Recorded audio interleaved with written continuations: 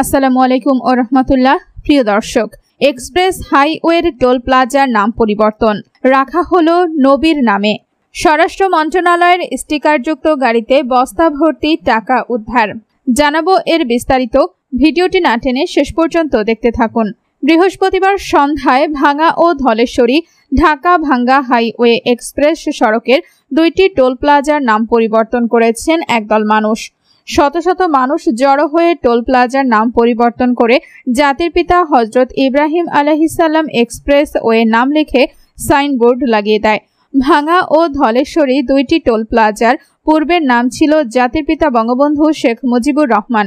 শেখ হাসিনার সরকার পতনের পর গত 5 আগস্ট সন্ধ্যায় শত শত জনতা বঙ্গবন্ধুর নামের সাইনবোর্ড ভেঙে ফেলেন। বৃহস্পতিবার সন্ধ্যায় একদল হুজুর ভেঙে ফেলা সাইনবোর্ডের স্থানে জাতির পিতা হযরত ইব্রাহিম আলাইহিসসালাম এর নাম লিখে সাইনবোর্ড লাগিয়ে দেয়। এই বিষয়ে স্থানীয় সাধারণ জনগণের মধ্যে মিশ্র প্রতিক্রিয়া দেখা গেছে।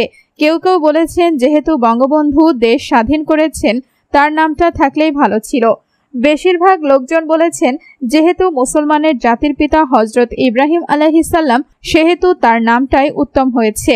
আবার কেউ কেউ বলেছেন, এই নামটি রাখার পর দল পরিবর্তন হলেও এই নামটি আর কেউ মুছতে পারবে না বা মুছতে সাহস পাবেন না, কারণ মুসলিম দেশ, তাছাড়া নবীর নাম, তাই আর কোনো পরিবর্তন হবে না। এই বিষয়ে নাম প্রকাশ না করার শর্তে টোল প্লাজার দায়িত্বরত এক আনসার সদস্য জানান, ভাঙ্গা ও ধলেশ্বরী দুটি টোল প্লাজায় দায়িত্বে থাকা কোম্পানি 2-1 দিনের মধ্যে জাতির পিতা হযরত ইব্রাহিম আলাইহিসসালাম এর নামের সাইনবোর্ড লিখে টানিয়ে দেবে। বর্তমান পরিস্থিতির কারণে দুটি টোল প্লাজা থেকে টোল নেওয়ার কার্যক্রম বন্ধ রয়েছে। স্বরাষ্ট্র মন্ত্রণালয়ের স্টিকারযুক্ত গাড়িতে বস্তা ভর্তি টাকা সহ এক ব্যক্তিকে আটক করেছে ছাত্র জনতা। বুধবার বিকেল 3:30টায় রাজধানীর উত্তরায় হাউস বিল্ডিং এলাকার ঢাকা ময়মনসিংহ সিগন্যালে আটক করা হয় গাড়িটিকে। ঢাকা মেট্রো ঘ 15-15-81। সেখানে সড়কে শৃঙ্খলার দায়িত্ব পালন করা একজন শিক্ষার্থী জানান, গাড়ির ভেতর বস্তা দেখতে পেয়ে সন্দেহ হয়। পরে আমরা সেটি খুলে টাকা দেখতে পেয়ে গাড়িটিকে আটক করি। এ সময় গাড়িতে থাকা মাসুদ আলম নামের একজনকে আটক করে উত্তরা টাউন কলেজে নিয়ে যাওয়া হয়।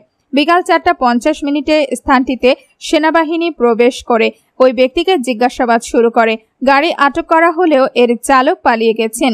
উত্তরা টাউন কলেজের প্রশাসনিক কর্মকর্তা সাখাওয়াত হোসেন গণমাধ্যমকে বলেন, গাড়িতে স্বরাষ্ট্র মন্ত্রণালয়ের স্টিকার রয়েছে। ওই ব্যক্তির টাকাগুলো নিজের অফিস কর্মচারীদের বেতনের টাকা বলে দাবি করেছেন। বস্তায় 2.5 কোটি টাকা ছিল বলে জানিয়েছেন ওই ব্যক্তি।